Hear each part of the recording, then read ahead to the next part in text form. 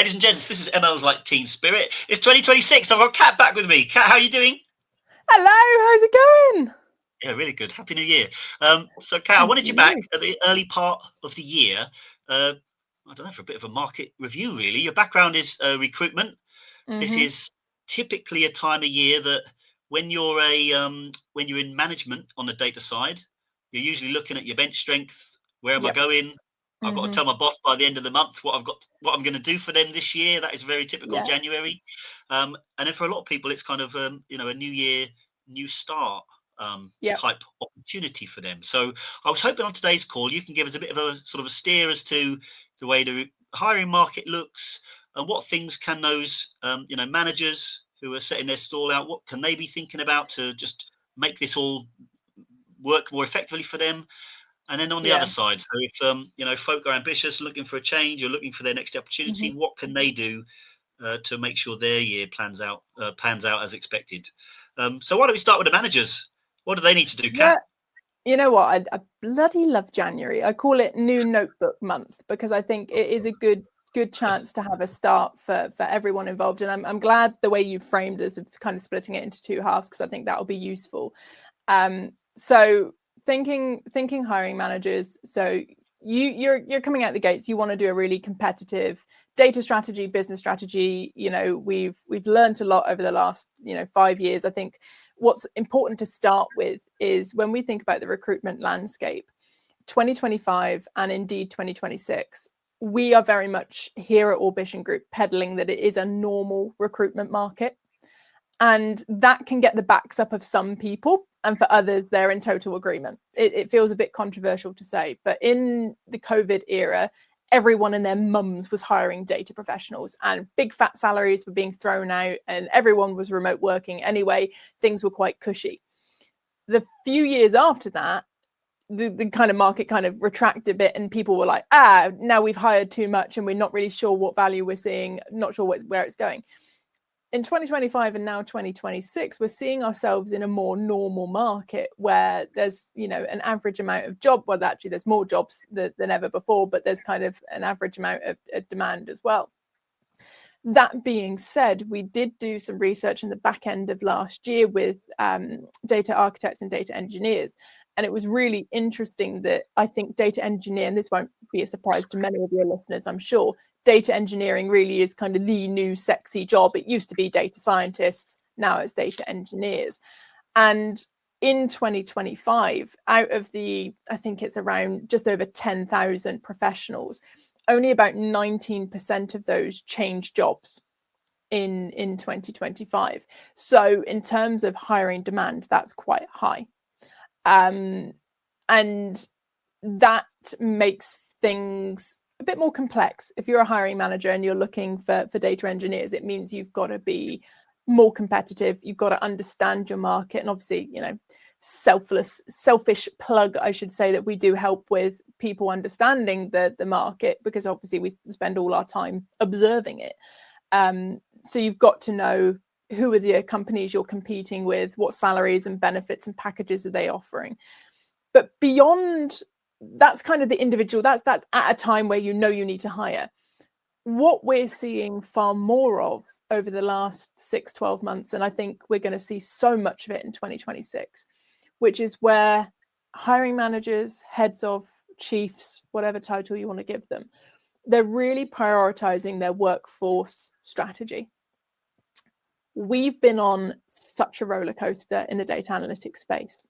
We've really kind of been white knuckling a lot of it because we've really, really grown at such a level. I always like to say we're the new kids on the block, but we're almost kind of the teenagers on the block now, I would say. It's not uncommon to walk into an organization and see a chief data officer, whereas 5-10 years ago, it was, pretty rare.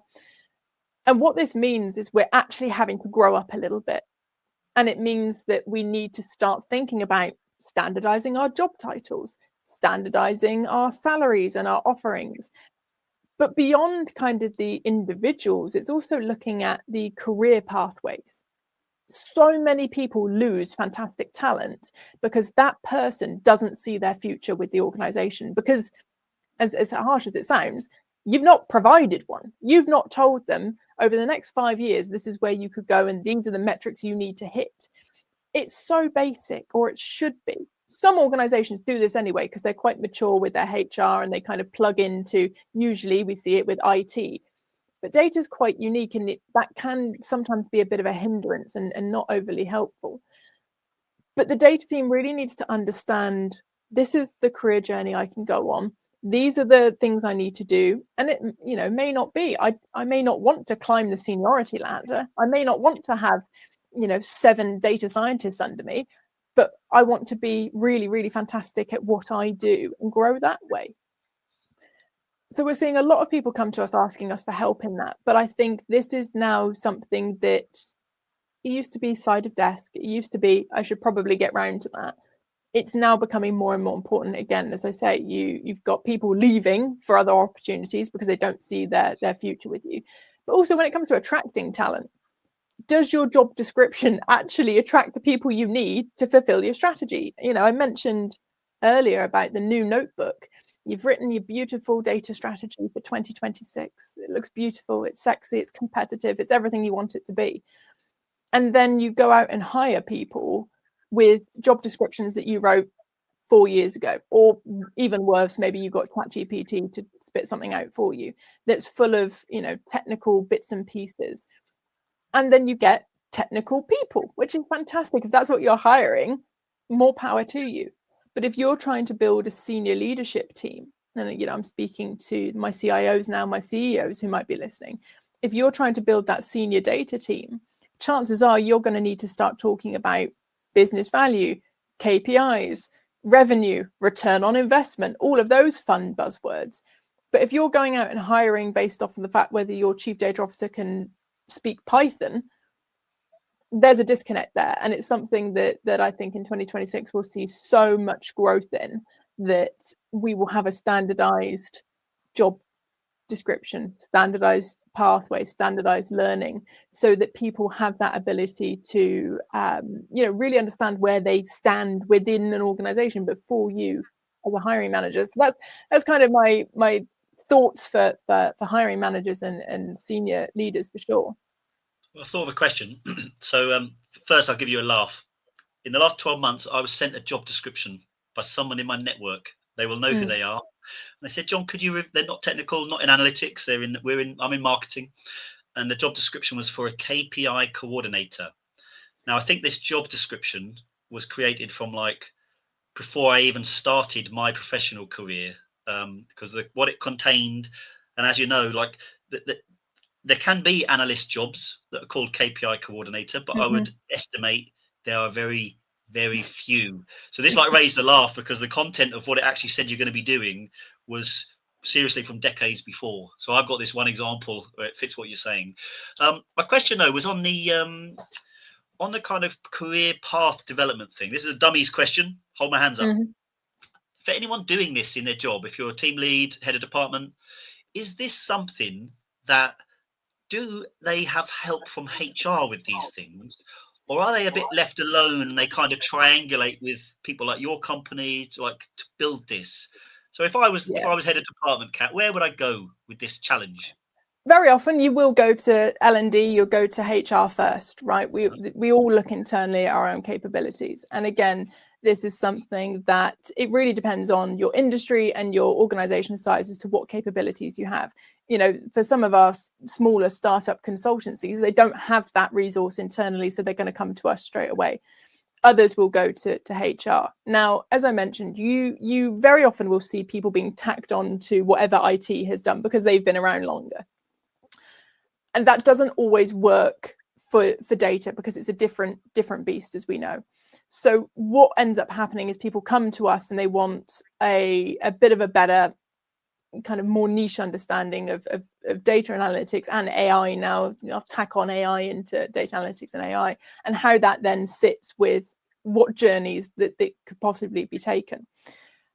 What we do internally, we have an internal talent system that we are very data driven with. So we have a comprehensive understanding of lots of, basically we hear from you what you currently have in terms of your capabilities and talent. and then where you want to go, and we help map you forwards, right? We say, right, we've got this is what your bench currently looks like, this is your strategy, this is how you need to get from there to there, and whether the current capabilities you have match that, because very often sometimes there can be a disconnect between the talent you have and where you want to go, and what that then involves around reskilling. Do you have people who you can, you know, pivot and turn? Do they want to pivot and turn? Kind of understanding where they are.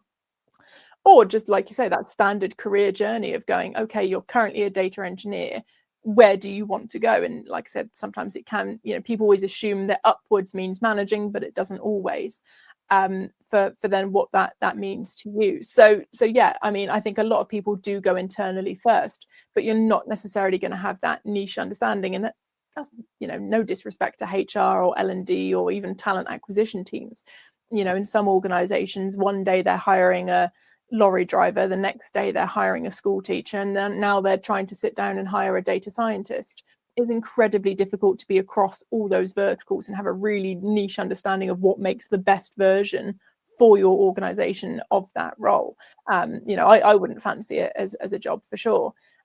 So that's kind of how they end up coming to us. And obviously, as I mentioned, we do have the huge perk of being able to do this for a lot of clients, for a lot of the market. So we can bring that kind of context that you're not going to find elsewhere as well.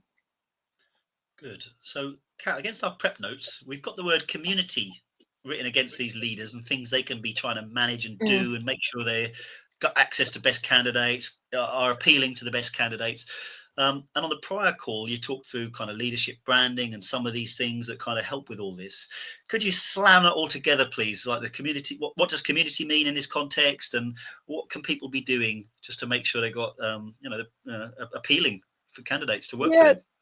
Yeah. So as way of a recap, I look after the community here at Orbition Group. So I look after the mentorship and the events and all the other bits and pieces that we do on the kind of community side. So I see this value day in, day out, where people connect, they learn, and, you know, it sounds counterproductive, as, you know, primarily we get our money through recruitment, right? That's our bread and butter. But the amount of people who found jobs through each other just by attending our events, that we've had, you know, nothing beyond, you know, inviting them to attend in terms of involvement, it sounds counterproductive. But it's really important to understand that village attitude is so important for yourself, growing, learning, your own opportunities of, you know, potentially there is something else for you out there, but also attracting that talent. You want to be constantly advertising yourself as someone that people want to go and work for. You know, we often hear it in the negative sense. We often hear people leave bad managers, but we don't really talk about the fact that people will join organizations because of the data leader, because of what they believe in, and because of what they do. And the only way that's going to happen is if you are in some public domain talking about it. You don't even have to leave your house anymore. You can join podcasts like this fantastic one. You can go and have guest articles. I mean, you can even start a Medium account if you want, or a Substack. You can put your thoughts out there for free most of the time. By doing that, you attract people to you, and that makes hiring so much easier, because your brand is going to be way more important than the brand above the door. That used to be the thing, right? If, again, there are a few organizations who are very lucky to have that sort of sexy title, the Googles of the world, etc. Everyone will work for you, it doesn't really matter. But for the vast majority of us, it's more than that. It's not just come and work at Orbition Group. It's, you know, come and work for me, come work for Kat. This is what I believe, this is, you know, where I'm going, come and join my journey. That's really, really crucial. But then the other part of that, when I think of, again, I'm looking at my notepad, thinking of 2026, that new growth, that village is also really important for when you hit hard times. You may lose your job, mental health may decline. Having people who you can go and talk to who understand you is so important as a senior leader as well. You may be the only senior leader in your organization, so you may not have someone that can really understand when you vent and rant to them on a real spiritual level what you're going through. But attending an event like the ones that we host, or, you know, there's plenty others available in the market, Lord knows that's the truth, you can go and find people who are similar to you, talk to them, and hopefully they'll offer you positive solutions. But beyond that, they have the ability to offer you a shoulder and a listening ear, which can be equally as important as all the other practical pieces that we spoke about as well. So, and again, I don't think this is necessarily just for senior leaders, but for data practitioners as a whole. I think there's so many great community things out there now that it's just positive to go out there and be part of it. Good, thanks for that. Well, it's interesting to hear, individuals finding jobs by participating in things that your company is doing, which probably leads us on to really like how do the individuals thinking of new roles? Like how do they strengthen what they're trying to do 2026, increase the likelihood of them finding what they need? So what are your tips? It's been a couple of years since I had someone talk about getting a job. I did this 50 episodes ago. So what is your take on it, Kat? What do people need to be thinking about to get the best opportunities in 2026? I think the first thing is a mindset refresh. It's a different market. It's not good or bad or different in that sense, but how we interact with it is different. You click on any job on LinkedIn, literally anything, doesn't even have to be data. There will be 300 plus applicants because of that bloody button, easy apply. It's made the barrier to entry so easy, and it means that hiring managers are flooded with applications that may or may not be relevant. Coupled with the fact that now, when we used to, back in the old days, you used to have to tweak your CV, right, to the job description. You used to spend bloody ages creating copies. Now I can upload my resume to ChatGPT, upload the job description and say, tailor this for me. Thank you very much, AI. Here you go, organization. Now, for some people, it's all true. It's all relevant. It's all fantastic. Brilliant. You've just saved a load of time and resource. However, for the majority, you're not quite right for that role and you're just ending up coupled in the noise. But what about the people that are right? You're the one in 300 who's perfect for that job, but suddenly you're hiding. Goes back to the leadership branding piece, or just branding in general, of going out and doing the things and making yourself more visible to the market, always helpful. Leaning on your connections, always helpful, but also taking a more proactive approach. So we all want to be in a position where we're headhunted rather than interviewing. I think that's fair to say. We'd much rather have a knock at the door than have to go and knock at other people's doors. So how do we get to be in that position? This is where I really encourage strategic moves. So again, going back to what I said in the last episode about going into your goals into real detail, it's about understanding, what do you actually want? So I want a new job. Fantastic. Great. Brilliant. You're unhappy where you are, but why are you unhappy? Want to delve into those areas a bit first. But then also think about, if you want to move industry, okay, great. Why? You want to join a different company, okay, great. Why? But is there a particular company you'd love to join? I'd love to work for Lego, right? Mainly to get free kits for my husband and son. That would be a huge perk. Wouldn't it be great? Yeah. But they're not hiring at the moment. That is the best time to go knock on the door of hiring managers, decision makers, and say, I'd love to work for you guys, because you're now not competing with the 300, because it's just you. And they may say, Kat, love you, but we're not hiring at the moment. Okay, well, let me know when you do.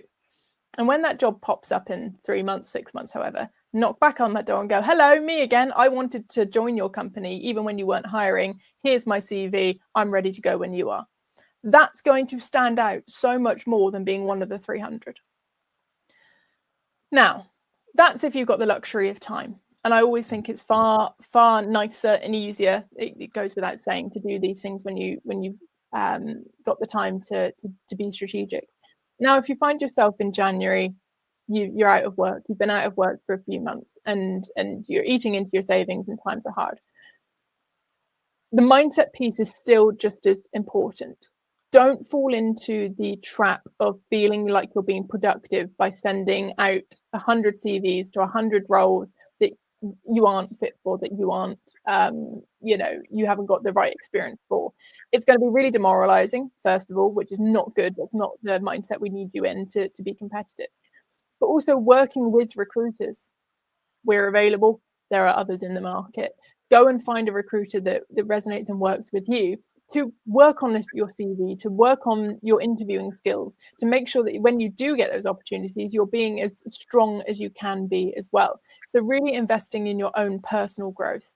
I always think this is worth doing, you know, whether you're actively looking or not, keeping that resume up to date. Again, back in the previous conversation, we talked about that transformation from caterpillar to butterfly, making sure that you're representing yourself to where you are today, not where you were 3 months ago, 6 months ago, 5 years ago, and ensuring that as a candidate, you are being as competitive as you can be. The other piece that I would like to say on AI is getting a really bad rap in the recruitment space. Most organizations, and I know I can certainly speak for Orbition, we don't use AI for, you know, sifting and sorting people. We may use it as one layer of, if there's one kind of key requirement of right to work, for example, really, really basic. I wouldn't even call that AI, to be honest. Of, do you have the right to work in the UK? Yes, no. Boom. Okay, that's the sifting and sorting. We then have a fantastic team of real life humans who look through those CVs and work out who is right and who is not, beyond obviously going out and doing the searching and going out and headhunting. So try not to get into the mindset of, oh, it's all AI and I'm losing out because I'm not using keywords and all the rest of it. The vast majority of organizations aren't actually using that sort of technology yet. It might be on the horizon, but the vast majority aren't, unless you're talking about kind of the big organizations like Amazon and probably Google, etc. So I think it's really important that you keep your mindset clear on what's important and what you can do as an individual to control your own journey in a time that can feel very challenging and very stressful. Focus on the things that you can change, not the things that may be making it harder or may or may not even be happening as well. So yeah, that's what I'd say to that. Okay, well, let me hit you with a statistic now. So I mentioned 50 episodes ago was the last time I had someone talking about recruitment in the data industry. It was Kate McDermott, who you'll know from the industry. Hello, Kate. At that time, she told me, I said, how many CVs are coming in then that you think are AI written, or at least strongly influenced? She shrugged her shoulders and said, 10%, John. Times have changed. Maybe it's more now. My question is back onto the practical CV end of things. And actually, you mentioned the cover letter. I think you did a little while ago. Does that like still exist? Like, what can I do in the age of kind of like the tendency to sort of, I don't know what, customize CV, maybe based on a job description? It must be a big addiction for people to feel like they're making the best of putting those two things together. How do you even stand out? Is a cover letter even real anymore? And what can I do? You know what? What would be one tip you give?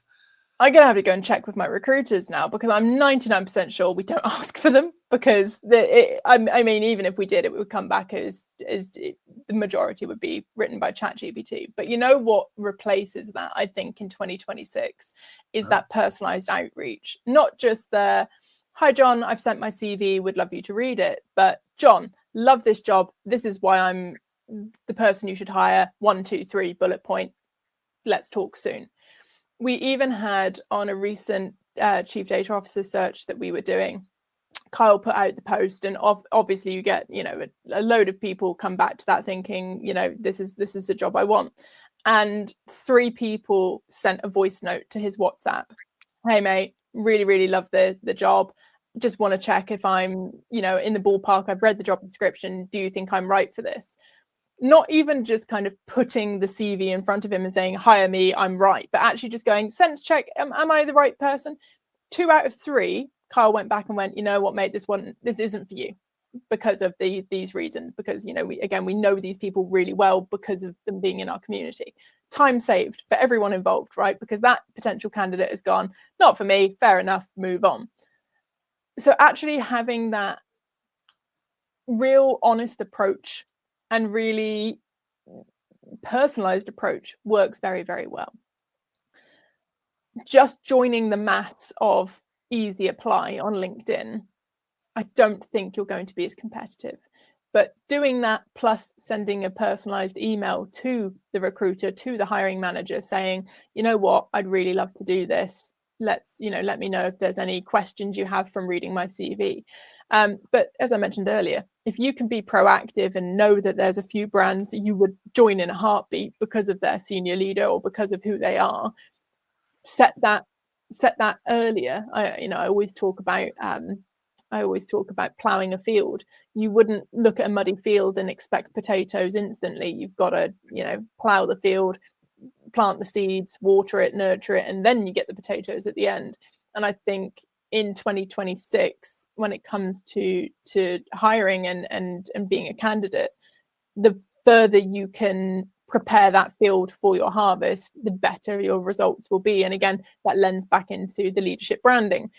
You're not going to necessarily be offered a job within the first post that you put on LinkedIn, but you're going to build an environment where someone knows your thoughts, they know your style of leadership, they know the successes you've had in your team.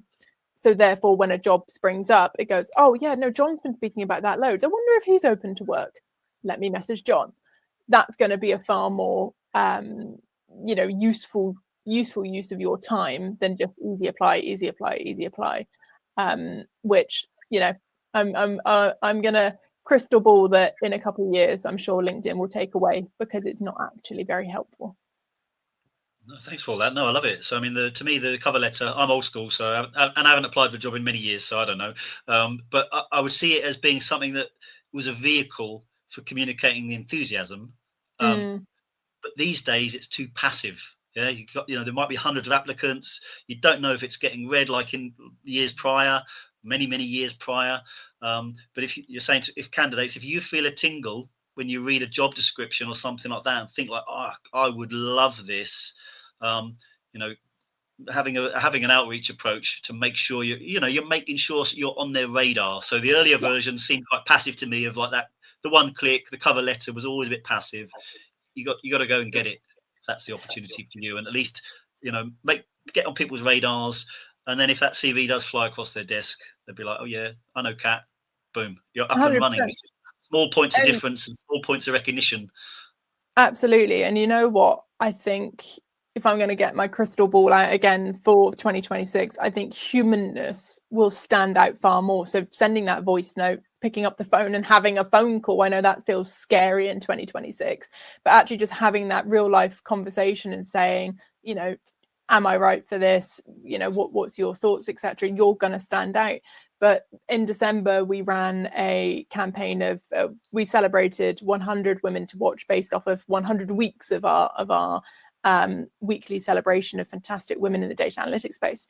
And one of the contributors, who I won't name, we got 20 of the 100 to do interviews with us, and we got them to do written responses. And one of them sent me the responses, 2 documents, and one said, here's my first as I've written it. The second document, I've tidied up using AI. Feel free to use either.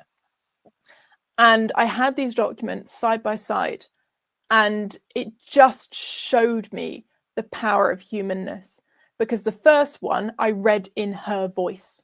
I could hear her accent. I could hear where she would smile, where she would giggle in her responses. The second one removed all of that. And I think when we talk about resumes, when we talk about messaging or emailing or however, that humanness will now stick out way more because of how much AI content that we read. Now, I always want to asterisk this by saying I'm a dyslexic person. I use AI a lot to help with my communication as a base. I then go in and add all my Catherineisms and my humor and all the rest of it to make it more like the butterflies are coming in, the caterpillar emojis, exactly. The potato tractor. Yeah, I get it. I'm sure in 10 years' time they'll be able to automate me, Lord help us all. But right now I need to go back and add the caterpillars. And that's exactly what I would say, that if you are in the job market at the moment, is add in your caterpillars, add in your butterflies, add in you. Because as someone, our recruiters do a fantastic job, but by God, do they read a lot of CVs in a day. And if they're seeing caterpillars and butterflies, that's going to stand out way more than the tone of AI, which we've all come to learn. Not just remove your M dashes, but we know that there is a certain assonance to AI that we have seen. So yeah, add in your caterpillars, add in your butterflies, talk about business value, talk about the outcomes that you are seeing and you are delivering, not just where you are in time and kind of being from a more kind of this is what I do day to day, but actually what difference does that day to day make? Right, well, you've just recapped the individuals looking for new roles. So adding your caterpillars, we'll leave it at that. Making sure you add your caterpillars, being proactive and so on. And just to recap on the leaders' side, we're really, organisation, standardised job descriptions, making sure the career paths are there so people know what to expect. That's what I took out of what you said there. Like, nothing worse than hiring someone and it wasn't what they expected, and it was just a matter of communication. Many of us have lived through that.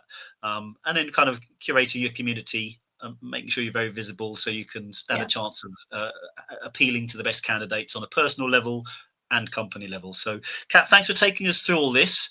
Best wishes for 2026. Ladies and gents, this was ML's Like Teen Spirit.